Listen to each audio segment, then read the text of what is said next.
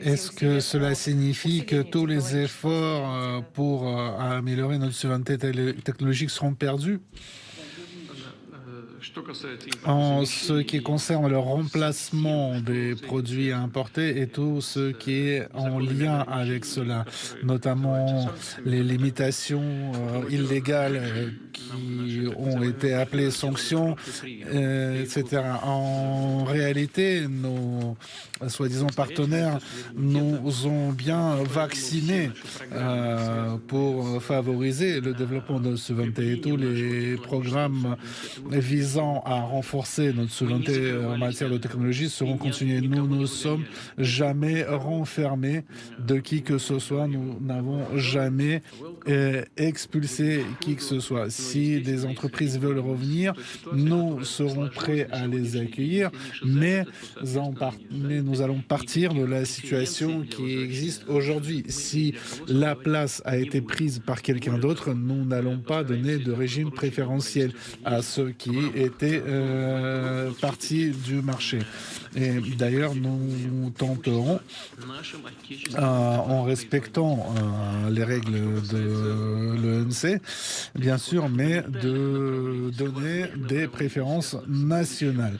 En ce qui concerne les développements futurs de nos économies, le futur de différents secteurs de l'industrie, là, nous allons nous orienter sur les besoins de la nouvelle époque technologique qui est venue et viser le développement de certains domaines. Toutefois, le retour de certaines entreprises qui ont quitté le marché russe pourra être favorable aussi bien au marché russe qu'aux affaires de ces entreprises.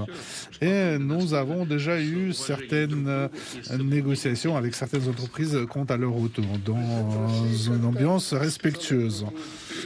Le président russe, si on parle d'un langage de tous les jours, il avait dit, je vous cite ici, il avait dit « Je serai prêt à avoir un accord avec l'Ukraine, mais il voudrait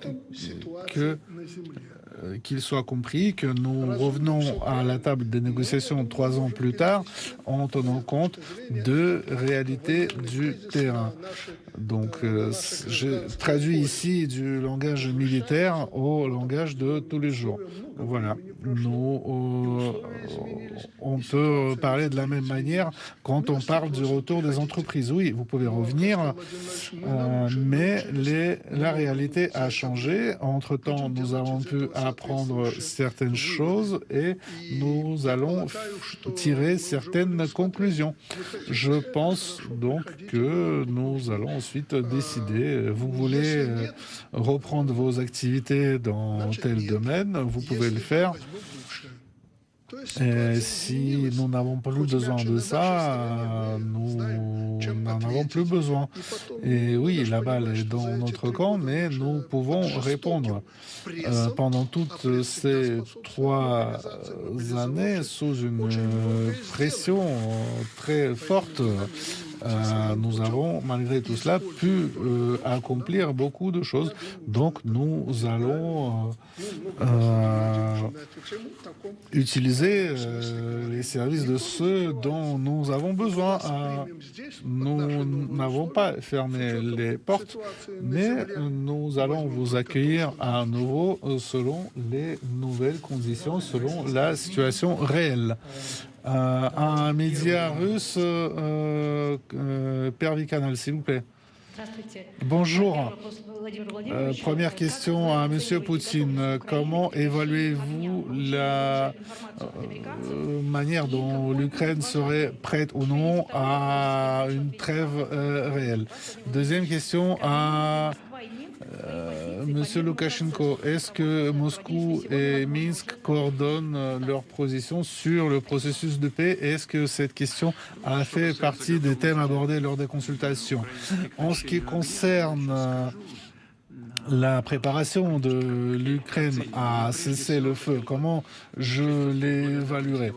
Alors, tout d'abord, je voudrais remercier le président des États-Unis d'Amérique, Monsieur Donald Trump, pour avoir consacré autant d'attention au règlement du conflit que nous avons avec l'Ukraine. Nous avons beaucoup à faire, tous, et beaucoup de chefs d'État, notamment le président de la République de Chine, le président d'Inde, du Brésil, de la République d'Afrique du Sud, ont également consacré du temps à cette question et nous leur en sommes très reconnaissants. Leurs efforts ont pour objectif ont un objectif noble, arrêter le feu et arrêter les pertes humaines. Deuxièmement, nous sommes d'accord avec la proposition d'arrêter les combats, mais nous partons du principe qu'un arrêt des combats doit être conductif à une paix durable et doit également supprimer les choses qui ont été initialement à l'origine de notre conflit. Ensuite, sur la question, est-ce que Kiev est prête à arrêter les combats? La rencontre entre les États-Unis et l'Ukraine en Arabie Saoudite pour certains, ressemble, du point de vue de certains, à une décision prise par l'Ukraine sous la pression des Américains. En réalité, je pense que c'est l'Ukraine qui devrait prier les Américains d'être intermédiaire en tenant compte de la situation telle qu'elle se développe. Et comment se développe la situation sur le terrain? Beaucoup d'entre vous ont probablement pu remarquer que j'ai effectué une visite dans la région de Koursk. J'ai rencontré le commandant du groupe Sévère et son adjoint pour m'entretenir sur la situation militaire dans la région de Koursk, là où les troupes ukrainiennes étaient présentes. La situation est aujourd'hui entièrement sous notre contrôle. Le groupement militaire qui avait fait incursion sur notre territoire est aujourd'hui isolé. Il est dans une isolation totale et il est contrôlé par nos possibilités de tir. L'administration ukrainienne de ce territoire n'existe plus. Le contrôle par l'Ukraine de ces territoires n'existe plus. Jusqu'à récemment, les militaires ukrainiens essayaient de quitter ces territoires par petits groupes. Maintenant, cela est devenu impossible. Ils essayent de quitter les lieux par des personnes seules ou des petits groupes de 2-3 personnes et leur matériel, leurs équipements, ils sont abandonnés. C'est impossible de les sortir. Si nous faisons un blocus physique, il n'y aura plus de possibilité de quitter ces territoires. Deux solutions s'offriront à eux, soit se rendre, soit entrer en combat et y périr. Donc, de leur part, il serait très intéressant d'obtenir une trêve de 30 jours minimum. Trêve que nous soutenons entièrement. Mais nous avons quelques réserves. Que ferons-nous dans la région de Koursk si nous entrons dans une trêve pendant 30 jours? Est-ce que cela signifie que tous les militaires qui sont présents pourront quitter les lieux sans combat? Est-ce que nous devons les laisser partir malgré tous les crimes qu'ils ont commis? Ou est-ce que le gouvernement ukrainien, le commandement ukrainien leur donnera l'ordre de poser les armes? Comment cela va-t-il se passer? Sur la ligne de contact qui fait presque 2000 km, sur cette ligne de contact, Sur la majorité des secteurs, c'est l'armée russe qui avance aujourd'hui. Et il y a plusieurs endroits où il serait possible pour nous de bloquer certaines unités ukrainiennes et assez importantes. Donc, que va-t-il passer?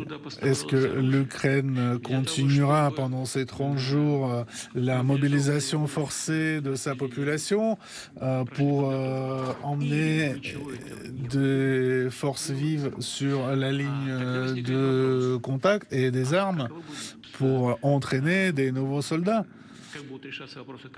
Comment ou non? Ou est-ce qu'elle ne va pas faire ça? S'il s'engage à ne pas le faire, comment cela sera contrôlé? De quelle manière? De quelle manière pouvons-nous avoir la garantie que l'Ukraine n'agirait pas de cette manière? Je pense qu'il est évident pour tout le monde, je pense que ça fait partie du bon sens, que ce sont des questions qui nous préoccupent. Qui donnera l'ordre de cesser le feu? Et quelle est la vraie valeur de ces ordres?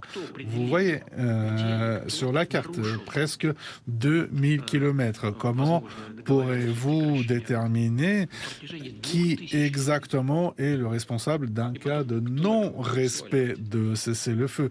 Qui accusera qui essaiera de faire porter le chapeau à d'autres de ces actions s'il n'a pas respecté le cessez-le-feu? Ce sont des questions très complexes qui nécessitent un travail très méticuleux des deux parties. Donc, globalement, la proposition est une proposition très sensible que nous soutenons, mais sur les détails, je pense qu'il sera nécessaire de discuter avec nos partenaires américains, peut-être un appel, peut-être que devrais-je faire un appel téléphonique avec M. Trump pour discuter. Mais globalement, nous soutenons sur le principe un processus pacifique. Je voudrais attirer votre attention sur le fait que M. Poutine a dit dans sa réponse plus que ce qui était demandé dans la question. Il a évoqué même certaines questions qui pourraient être abordées lors de nos discussions avec nos partenaires américains. Nous, la Biélorussie, avons une position commune sur cette question et tous les accords relatifs au conflit en Ukraine, nous les avons toujours respectés. Nous avons toujours respecté nos engagements devant nos alliés russes. Aujourd'hui, ni la Russie ni le Bélarus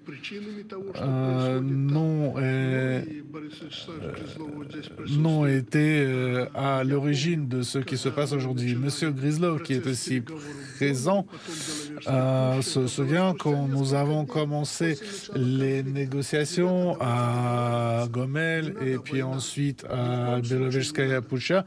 C'était quelques jours après le début des hostilités. Nous avons dit nous n'avons pas besoin de la guerre. J'ai dit à M. Zelensky, ne cherche pas le coupable maintenant. Et il faudra ensuite répondre du fait que la guerre est venue en Ukraine. Et à lui, il m'a répondu, souviens-toi, je lui dis, souviens-toi, si le gouvernement change aux États-Unis, que feras-tu? Et je l'ai déjà dit depuis longtemps, l'Ukraine devrait depuis longtemps faire un cessez-le-feu et commencer des négociations. D'ailleurs, M. Poutine avait eu des contacts avec les Américains et d'autres pays occidentaux sans en parler au public. Moi, je leur avais dit, c'était quelqu'un sans expérience que vous avez poussé à entrer en guerre. Moi, je pense aujourd'hui à son prédécesseur, M. Poroshenko. S'il avait respecté les accords de Minsk, tout cela n'aurait jamais eu lieu. S'ils avaient respecté les accords de Minsk, le Donbass serait resté partie de l'Ukraine. Et je lui avais dit à Poroshenko, même dans ces régions séparatistes, c'est la hryvnia ukrainienne qui est utilisée au quotidien. C'est un processus qui avait commencé avant 2022. J'ai participé à ce processus dans lequel M. Poutine m'a impliqué. En ce qui concerne ma position, je l'ai déjà dit, nous avons une position commune, nos deux pays, mais je voudrais attirer votre attention sur la chose suivante. Il y a eu, on peut dire, c'est une prophétie. Si la Russie et les États-Unis signent un accord, ça sonnera le glas pour l'Ukraine et à l'Europe qui s'est comportée et continue de se comporter de manière qui ne regarde pas très loin dans le futur. Nous connaissons, nous, nos objectifs et nos intérêts, et dans une situation où nous nous retrouvons aujourd'hui, pour M. Zelensky, contre qui les Américains ils l'ont utilisé comme paillasson. Nous devrions nous unir, nous, trois pays voisins, trois peuples slaves. Personne n'aura besoin de l'Ukraine. La question des terres rares, elle n'avait jamais été soulevée avant. C'est Donald Trump qui l'a soulevée aujourd'hui. Et il sera obligé de les vendre au prix qu'on lui imposera. Donc si ce n'est pas Volodymyr Zelensky, ce sera son successeur qui reviendra nous demander de reprendre nos relations. Et il y a quelqu'un à l'extérieur qui voudrait que notre peuple se tire dessus. Donc, revenons à ce qui a été dit précédemment sur l'accord qui sonnera le glas pour l'Ukraine ou pour l'Europe. Par exemple, si la Russie et les États-Unis parviennent à un accord sur un accord dans coopération dans le domaine de l'énergie, ce sonnera le glas de l'énergie, de l'industrie de l'énergie en Europe, parce qu'elle s'était un peu trop habituée à acheter du gaz russe à des prix très bas. En ce qui concerne la situation sur le terrain évoquée par M. Loukachenko, elle évolue de manière très rapide. On m'a dit hier, je cite, « Demain, Soudja sera à nous ». C'est ce qui a été annoncé aujourd'hui. Je remercie nos combattants qui ont atteint cet objectif. Et je suis persuadé que tous nos objectifs en matière de contre-attaque par rapport à l'incursion dans la région de Koursk seront accomplis également. Toutes les municipalités autour de Soudja, nous sommes en train de les récupérer à cet instant même. Et en fonction de la manière dont se développe la situation sur le terrain, en tenant compte de ces développements, nous continuerons nos négociations sur l'arrêt de ce conflit et sur un accord qui conviendra à toutes les parties. Une question des médias biélorusses, ORT, Anna Pish, chaîne de télévision ONT. Donc les les éventuelles négociations sur l'Ukraine sont un sujet qui est très discuté en Biélorussie également. Monsieur Poutine, le Biélorussie comme allié stratégique de la Russie et en même temps voisin de l'Ukraine, est-ce que les intérêts de la Biélorussie seront pris en compte? Est-ce que vous avez évoqué vos préférences en la matière? Quelles préférences? Un vœu de votre part que les intérêts de la Biélorussie seront pris en compte. Je n'ai pas entièrement compris votre question, mais je dirais que les intérêts de la République de Biélorussie dans nos relations avec qui que ce soit, qu'il s'agisse de nos partenaires outre-Atlantique ou nos voisins plus proches, sont toujours pris en compte. Nous avons l'union, l'État unifié de nos deux pays, et nous partons du principe que nos politiques extérieures seront coordonnées, nos ministères travaillent de concert sur différentes plateformes internationales. Dans le cadre de l'Union asiatique, nous avons une coopération très profonde dans le domaine de l'économie notamment. Ainsi, ne pas tenir compte des intérêts de l'autre, c'est impossible. Tout pas que nous entreprenions sur quelque direction que ce soit aura des conséquences pour les deux pays. Donc, tenir compte des intérêts de la Biélorussie fait partie des intérêts de la Russie. C'est une question qui a été inventée peut-être par certains de nos émigrés politiques et leurs sponsors sous l'impulsion de leurs sponsors étrangers.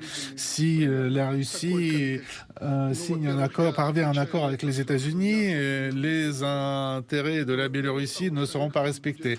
Ce n'est pas vrai.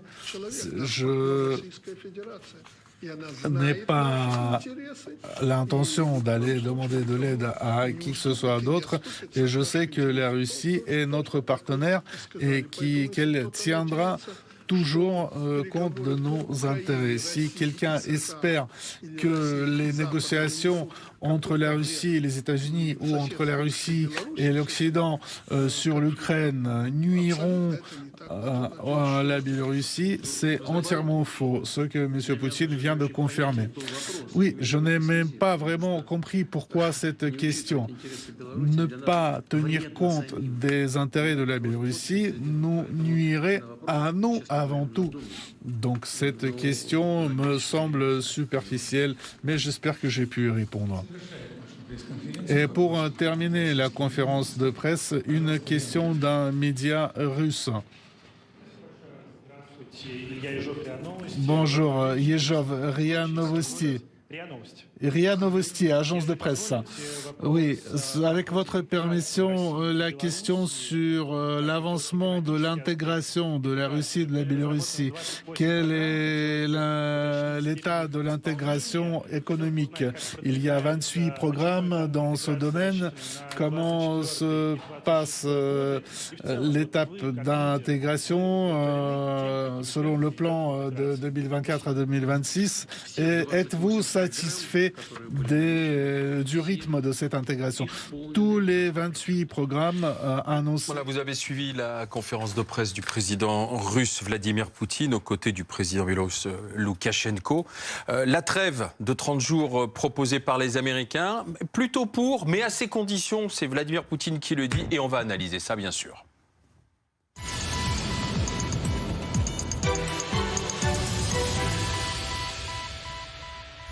On va l'analyser avec nos invités. Donc Thierry Arnaud, la prise de parole de Vladimir Poutine, tout de suite, on retient qu'il a dit pourquoi pas, mais avec les nuances russes. Oui, il a dit plus que pourquoi pas. Il a dit la Russie soutient entièrement cette initiative. Il a félicité et remercié Donald Trump, le président américain, pour la part qu'il a prise à son élaboration, mais pour aussitôt, effectivement, poser ces conditions en mettant plusieurs choses fondamentales sur la table. La première, c'est qu'il considère qu'aujourd'hui, la situation sur le terrain est favorable à la Russie, que les choses évoluent très rapidement, a-t-il dit, et qu'elles évoluent dans un sens favorable aux Russes sur la ligne de front. Sous-entendu, si on arrête les combats et qu'on dépose les armes aujourd'hui, a priori, ça nous est plutôt défavorable. Oui, il dit qu'il faut tenir compte du développement sur le front dans les prochaines semaines. Voilà, donc deuxième point, il faut réfléchir à ce qui se passe lorsqu'on dépose les armes. Qu'est-ce qu'on met en place pour garantir, dit-il, que les Ukrainiens ne vont pas mettre cette pause en quelque sorte à profit pour remobiliser de nouvelles troupes, pour se préparer à de nouveaux assauts.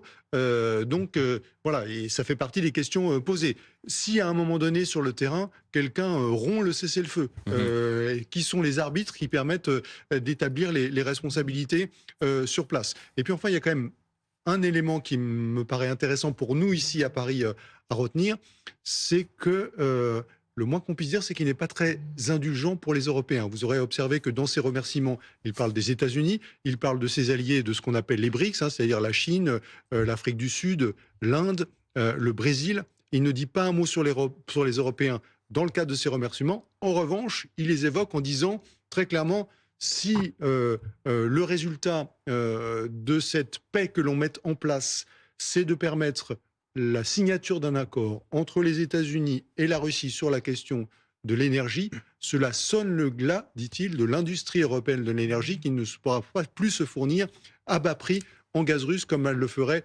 jusqu'à présent. Donc, important et intéressant de relever pour nous que manifestement aussi, dans ces propos, ressort l'idée que l'Europe est dans le collimateur de Vladimir Poutine. Nous allons à Moscou retrouver Jean-Didier Revoin en direct pour BFM TV. Cessez-le-feu de 30 jours en Ukraine, nous sommes pour, avec des nuances, vient donc de dire Vladimir Poutine, et il est même prêt à en parler directement avec Donald Trump, Jean-Didier. Alors oui, c'est ce qu'on a appris. En début d'après-midi, son conseiller personnel avait donné le ton des déclarations de Vladimir Poutine, dans la mesure où, effectivement, il émettait de nombreuses réserves pratiques et concrètes, comme on vient de l'expliquer, concernant la mise en œuvre de cette trêve. Ce qu'on attend maintenant, c'est que, comme il se dit tout à fait disposé à en parler, il doit rencontrer plus tard dans la journée l'émissaire américain Steve Witkoff. Et puis, il était possible aussi qu'il s'entretienne avec Donald Trump cette nuit par téléphone, une éventualité que son porte-parole a exclue aujourd'hui, mais en soulignant que Vladimir Poutine pourrait parler à Donald Trump demain ou après-demain. Cela va effectivement dépendre des réponses que va lui fournir l'émissaire américain aux questions qu'il a posées, notamment sur qui va surveiller les brèches, les violations d'un éventuel cessez-le-feu sur un front qui s'étend sur 2000 km, et aussi qu'est-ce qui va arriver des soldats qui sont aujourd'hui, des soldats ukrainiens qui sont actuellement retenus et coincés dans la poche de course. Est-ce qu'il faut les libérer à cause de ce cessez-le-feu, ou est-ce que, comme ils ont, d'après Vladimir Poutine, commis des massacres sur des civils, les poursuivre en Russie? Cette trêve permettra-t-elle aux autorités ukrainiennes d'accélérer un mouvement de mobilisation et de renforcer les points où ils sont en délicatesse sur le front? C'est autant de questions qui vont être discutées ce soir par Vladimir Poutine avec l'émissaire Donald Trump et qui seront réglées plus tard avec le président américain directement. Voilà, Jean-Didier Revoin en direct de Moscou pour BFM TV. Volodymyr Kogutiak, bonsoir. Vous êtes vice-président du Congrès mondial des Ukrainiens. C'est une bonne nouvelle, cette déclaration du président russe, selon vous?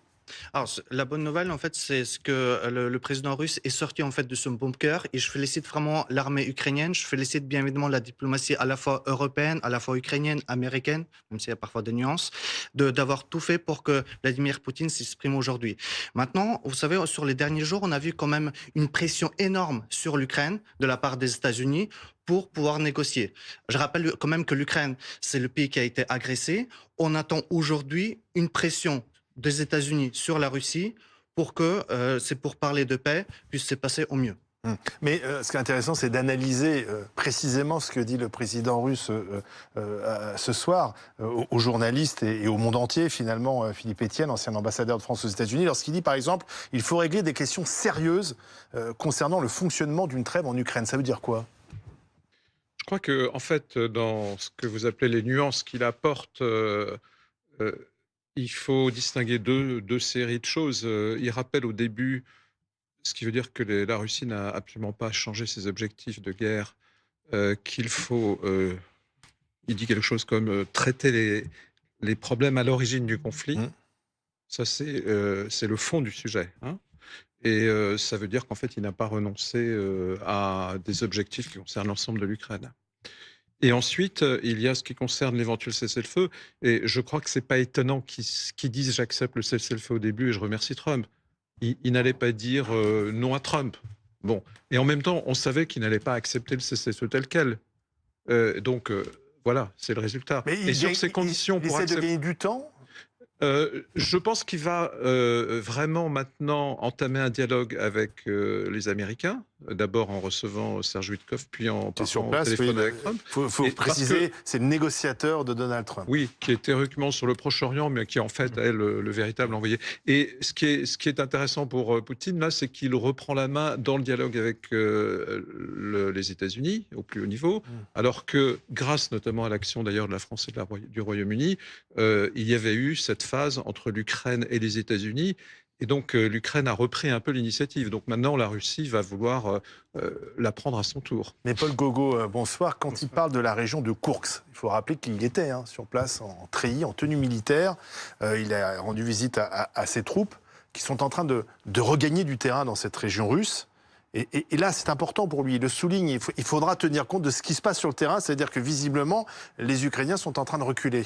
Oui, en fait, ce qu'il dit, c'est pourquoi pas faire tout ce dont vous me parlez. Par contre, laissez-moi juste régler le petit souci dans la région de Koursk. Voilà. Laissez-moi reprendre Koursk, en fait, toute cette région. Voilà, parce que c'est hors de question pour lui que ça soit intégré d'une façon ou d'une autre dans la balance, notamment quand viendront les questions territoriales, parce que les Ukrainiens... Pourquoi cette région est si importante pour Vladimir Poutine ? Parce que c'était... Là, c'est plus pour les Ukrainiens, en fait, que c'était important. C'est-à-dire que les Ukrainiens avaient même expliqué clairement, au bout d'un moment, qu'il s'agissait de mettre cette région dans la balance. On échangera le bout de Russie contre un bout d'Ukraine. Et pour la Russie, ça a toujours été clair que ça ne devait pas être le cas. Donc c'est important dans la négo, en fait. Voilà, c'est important dans la négociation, mais qui viendra encore après, quoi. Donc c'est pour l'avenir que Vladimir Poutine dit ça. Moi, je voudrais m'arrêter 2 secondes sur la forme, parce que en tant que correspondant à Moscou, c'est du déjà vu à chaque fois. Et je me doutais bien que Vladimir Poutine n'allait pas arriver devant les caméras en disant « Merci Donald Trump pour cette initiative, je suis partant ». Il a quand même fait une mise en scène, il a fait venir le dictateur de Biélorussie à Moscou. Il a organisé la conférence de presse. Ils ont fait des déclarations cet après-midi pour dire on est prêt à lutter contre l'OTAN, on est prêt à se protéger l'un l'autre. Et puis là, en se faisant poser des questions à ces journalistes qui sont dans le public, il en arrive à expliquer tout ça.